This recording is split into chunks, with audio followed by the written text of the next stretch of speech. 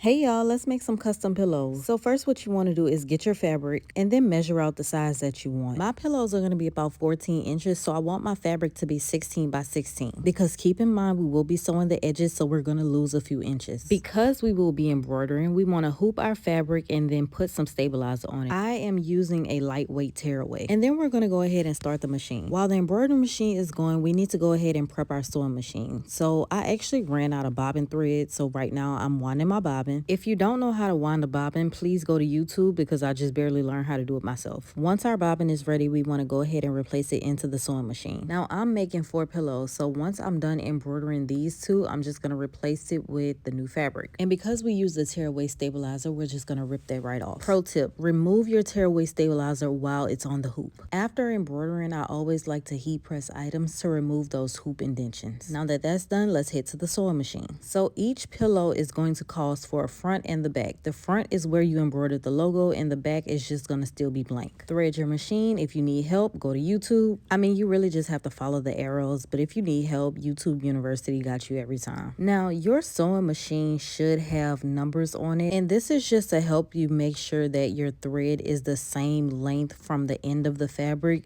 everywhere you sew. I did mine at 1 inch, but you could do what you want. At this point, I'm calling my daughter because sis went to a football game and girl, where you at? It's almost midnight. So the first thing I did was sew the sides together, and I do this just to make sure the logo is centered. After we did the sides, you want to make sure you do the top. And the reason being is because you want the sides and the top to be seamless. The bottom really doesn't matter. So when we do sew the bottom, you want to sew all the way until you have maybe about 3 or 4 inches left, because this hole is where we're going to stuff the cotton. Now, before you start stuffing, please flip it inside out because you do not want to put all that cotton in there just to find out that the logo is on the inside. This part is super tedious, but just keep stuffing it until you get the desired firmness of the pillow. Now, for that last part, fold those ends in and we're going to press that fabric together and sew it just like that. And then you're done. Repeat those steps for however many pillows you plan on doing. And there you go. You got custom throw pillows. Now I also did a printed tablecloth as well for this order, and this took about 3 hours.